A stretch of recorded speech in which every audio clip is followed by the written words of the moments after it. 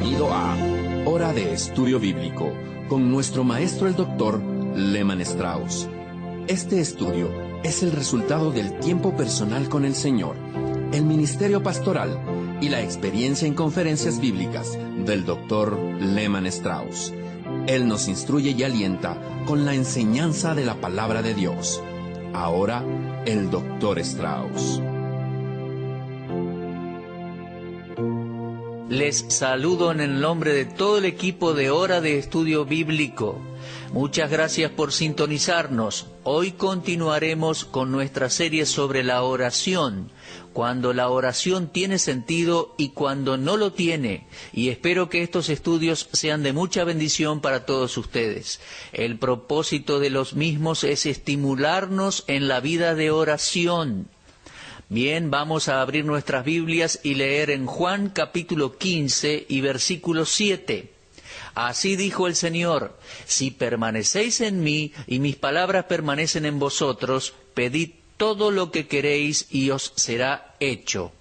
Si la oración ha sido un misterio para usted, entonces aquí está la llave que le abrirá la puerta a una vida satisfecha y gozosa.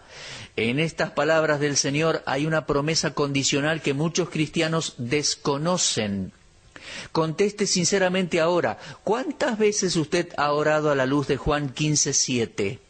Cuando usted ora, ¿cuán frecuentemente ha investigado en las Escrituras aplicándola a su propia vida de oración? El número de peticiones en las que no hemos recibido respuesta es quizás más de lo que podamos contar. Ahora, hay una razón para esto. O hemos fallado al desconocer la condición, o bien Dios ha fallado en cumplir la promesa. Yo no estoy preparado para responsabilizar a Dios por esto, como muchos lo hacen por allí. La simple condición que nuestro Señor establece aquí es que permanezcamos en Él y que sus palabras permanezcan en nosotros. Recuerde que esta es una parte necesaria en nuestras oraciones. La conclusión impactante en la declaración del Señor es que nosotros podemos pedir lo que querramos y Él nos lo dará. La condición tiene dos partes. Primero el Señor dijo: si permanecéis en mí. La palabra permanecer viene de la palabra griega mino, que significa habitar, permanecer, vivir. Las Escrituras dicen que cada persona salva está en Cristo, y esta es una expresión que el apóstol Pablo usó no menos de 70 veces para describir la nueva posición en Cristo.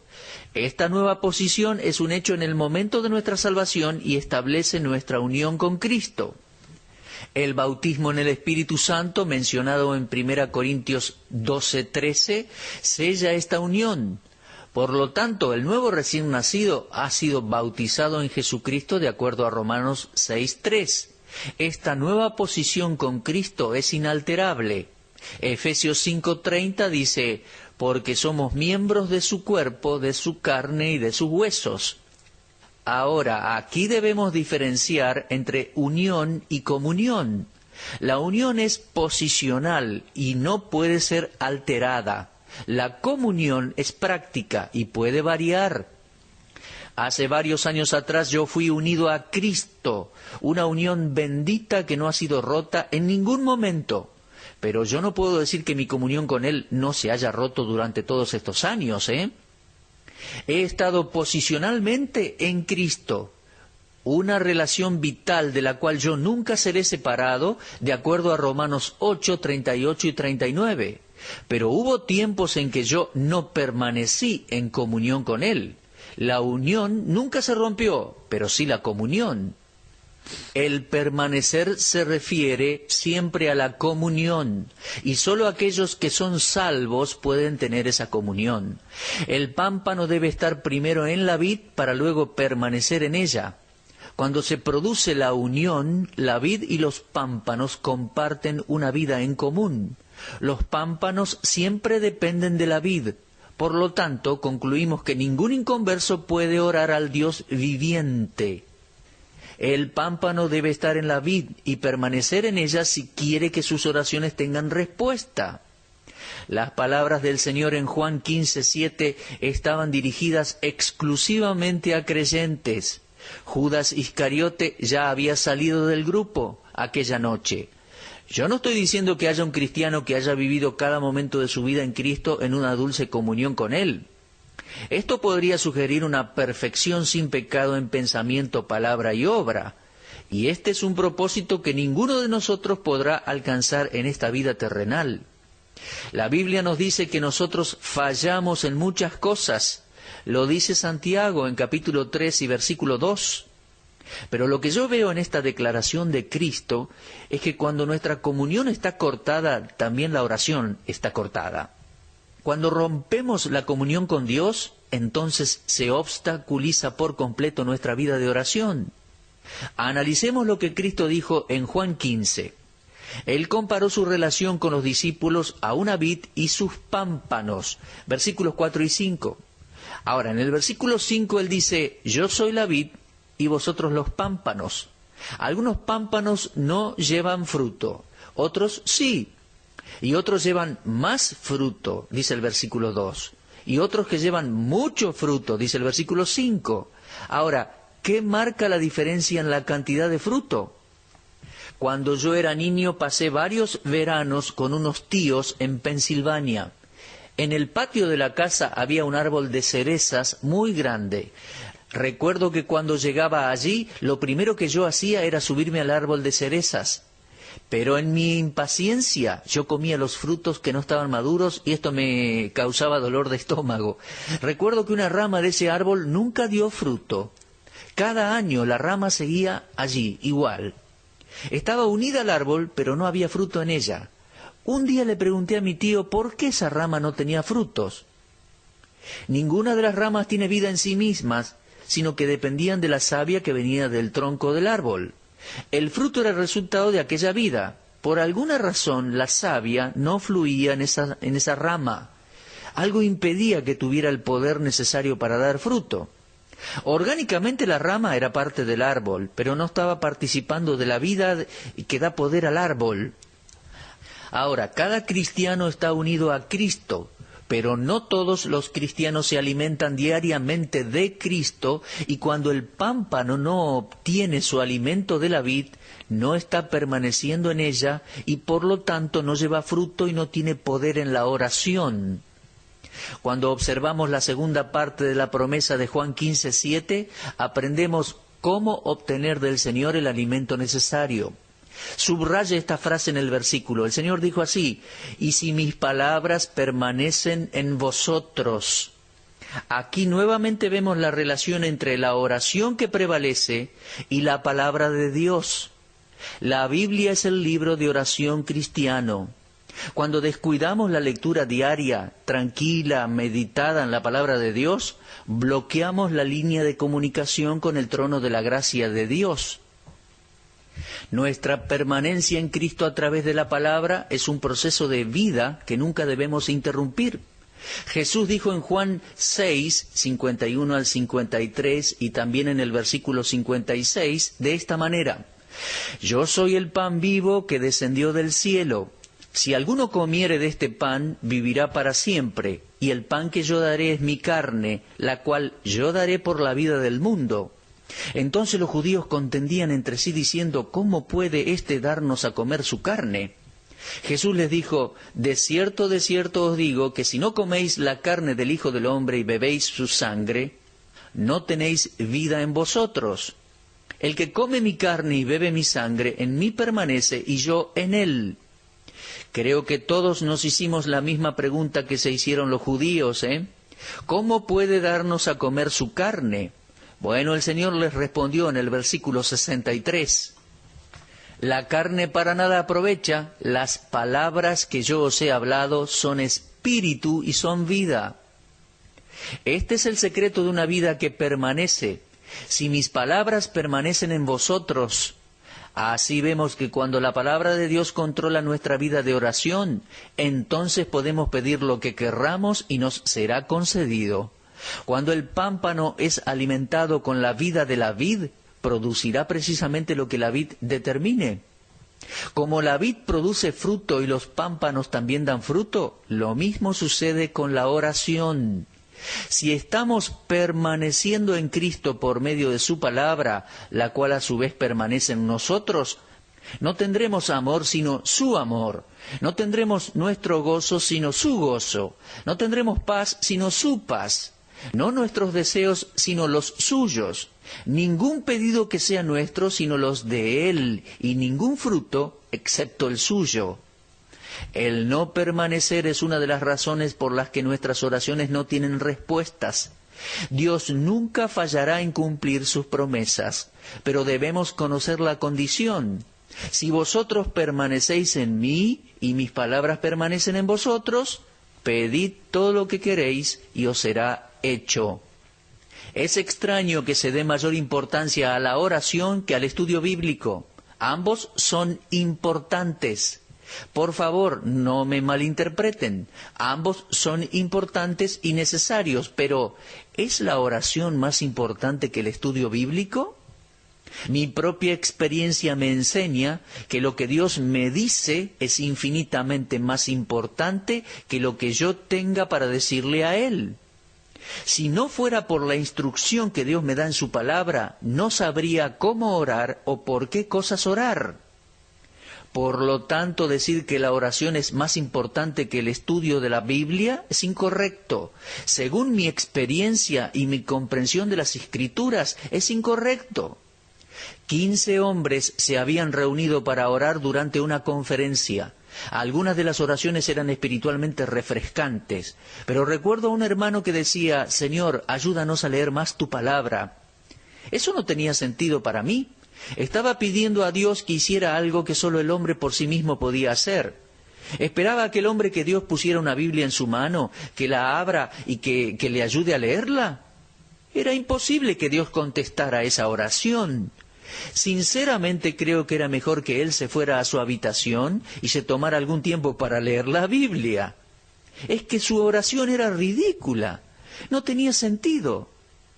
Por favor, disciplínese para leer y estudiar la palabra de Dios. Esa es su responsabilidad y la mía.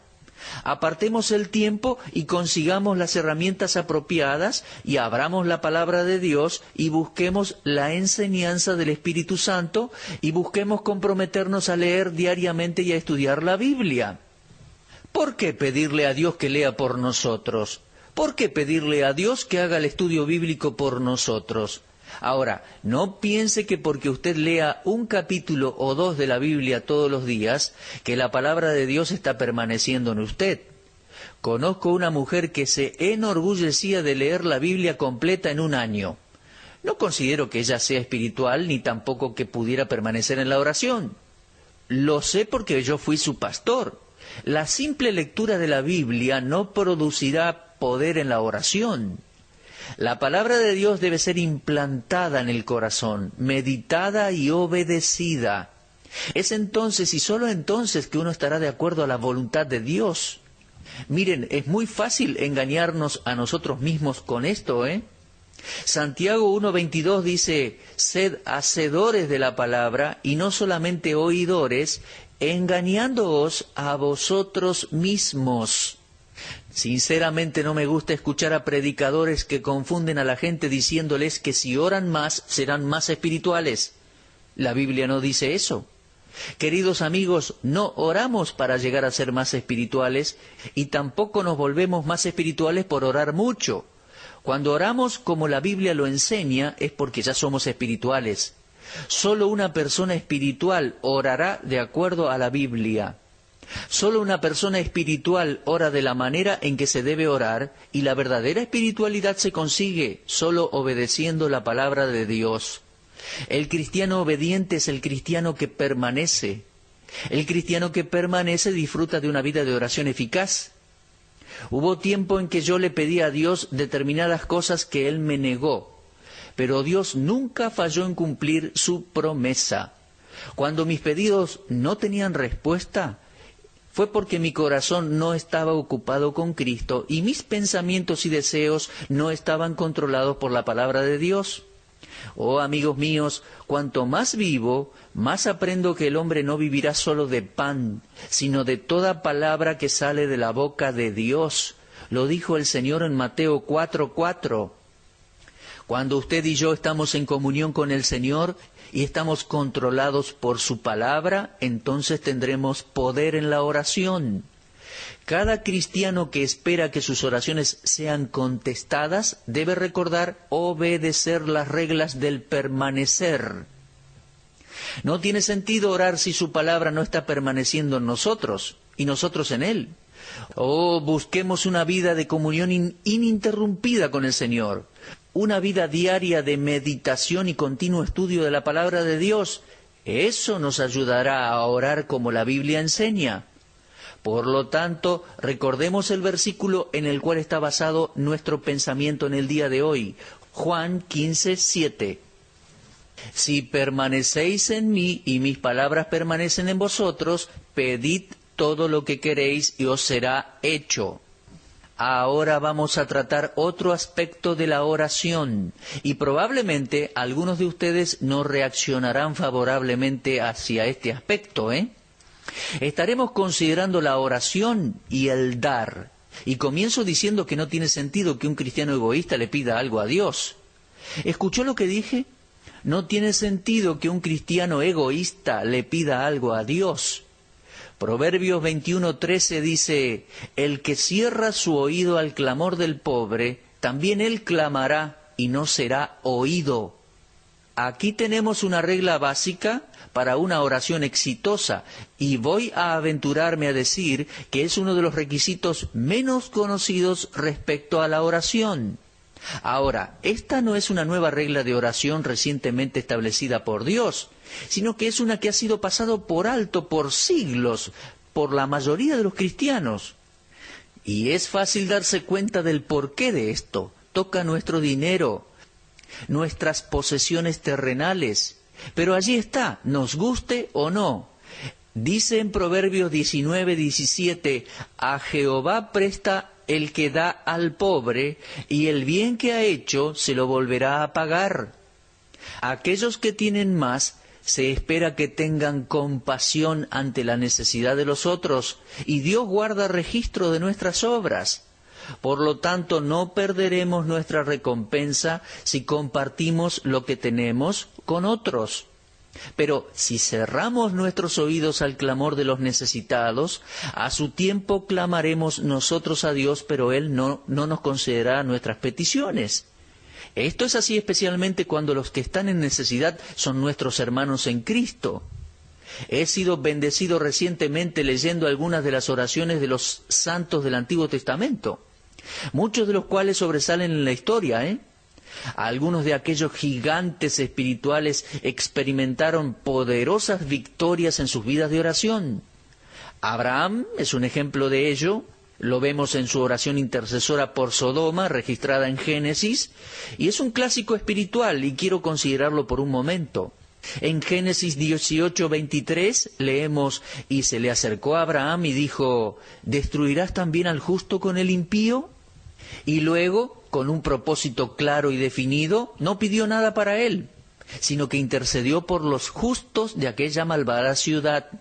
Él logró que Dios no destruyera la ciudad primero por causa de 50 personas justas, luego por causa de 45, luego por 40, y así luego por 30, por 20, finalmente por 10. Pensando que allí había al menos 10 justos, Abraham dejó de orar y recibió de Dios la seguridad de que su oración había sido oída y su pedido garantizado. No puedo desconectar esta oración de Abraham con un incidente registrado en Génesis capítulo 13. Usted recordará que los pastores de Abraham y los de Lot discutieron respecto al ganado que pastaría allí, ¿no? ¿Se acuerda? Abraham dijo esto en Génesis 13:8. Entonces Abraham dijo a Lot, no haya ahora altercado entre nosotros dos, entre mis pastores y los tuyos, porque somos hermanos. ¿No está toda la tierra delante de ti? Yo te ruego que te apartes de mí. Si fueres a la mano izquierda, yo iré a la derecha, y si tú a la derecha, yo iré a la izquierda. No había nada mezquino en Abraham. Él tenía un alma bondadosa. Dejó la elección a Dios. En otras palabras, él le dijo a Lot, toma lo que quieras y yo tomaré lo que quede. Su espíritu generoso fue recompensado por Dios con respuestas positivas en la oración. Recordemos el caso en que Dios libró a Lot de Sodoma a causa de las oraciones de Abraham. Lo leemos en Génesis 19:29. Hay otra palabra interesante acerca de la vida de oración de este hombre Abraham. La mención de la palabra oración está en conexión con él. Abraham era poderoso en la oración porque era generoso. Él estaba a tono con Dios y debido a esto Dios favoreció a todos aquellos por quienes Abraham oró. Avanzando, quiero decirles que hay otro pasaje que creo que ha sido considerado con liviandad a veces. El Señor Jesús dijo en Lucas 6:38, «Dad y se os dará, medida buena, apretada, remecida y rebosando darán en vuestro regazo, porque con la misma medida con que medís, os volverán a medir». Ahora, en este contexto de Lucas 6, se exhorta a los seguidores de Cristo a ser benignos, misericordiosos, perdonadores y generosos. Esto lo leemos en los versículos 27 al 30 de Lucas 6. Y luego, a lo largo de todo su discurso, Jesús enfatizó la idea de la reciprocidad. De acuerdo a este principio de amor, Jesús exhortó a sus seguidores a ejercitar la generosidad y la liberalidad. La idea es que nosotros no tenemos derecho a esperar recibir si no tenemos deseos de dar. Dad y se os dará. Caso contrario, no recibiremos. La misma medida con que medimos a otros será aplicada a nosotros. Por lo tanto, no tiene sentido que un cristiano miserable pida algo a Dios. La infinita liberalidad de Dios no es conocida por aquellas personas que dan con mezquindad. Ahora, soy consciente de que muchas personas prósperas dan a pesar de no ser cristianos, pero este es otro tema, ¿eh? Ni el diablo ni sus seguidores son pobres. Tenga en cuenta que algunas de las personas más ricas del mundo son impíos que no tienen tiempo para Cristo, para la Iglesia o para la palabra de Dios. Es verdad que Dios hace salir su sol sobre malos y buenos y hace llover sobre justos e injustos. Lo leemos en Mateo 5:45. Cuando hablamos de dar y recibir, no estamos pensando solamente en las cosas materiales y el dinero. Tenemos que ser generosos compartiendo nuestro tiempo, nuestra fuerza y nuestro amor con otros, tanto como las cosas materiales. Pablo dijo en 2 Corintios 9, 6 y 7, «Pero esto digo, el que siembra escasamente, también segará escasamente, y el que siembra generosamente, generosamente también segará, cosechará. Cada uno dé como propuso en su corazón, no con tristeza ni por necesidad, porque Dios ama al dador alegre». Amados amigos, estamos siendo confrontados con algunas lecciones vitales relacionadas con nuestra vida de oración. Si somos mezquinos, egoístas y no nos preocupamos por otras personas, entonces no podemos esperar tener una vida de oración exitosa. Dios no honrará las oraciones de gente como esta. Mi amigo, si usted es salvo pero no tiene un espíritu generoso y benigno hacia otros, entonces olvídese de su vida de oración. No conseguirá nada de Dios. La Biblia lo deja muy en claro. Si usted cierra sus oídos al clamor de los necesitados, Dios cerrará sus oídos para usted. Mucha gente dice, yo oro pero no obtengo respuestas a mis oraciones. Dios no me da lo que le pido. Bueno, evalúe su corazón. Quizás sea porque usted no ha satisfecho las necesidades de otros conforme Dios lo haya prosperado. Y quiero decir que esta es una lección que Dios me ha enseñado a través de los años. Dé mientras viva. Oh, las bendiciones que recibimos al compartir con otros. Dios será generoso también con nosotros. Cualquier cristiano que haya sido generoso en el dar, en satisfacer las necesidades de otros, encontrará la generosidad de Dios. Hasta aquí llegamos en el programa de hoy, tratando el tema de el sentido de la oración. Nos encontraremos en nuestro próximo programa, si Dios quiere.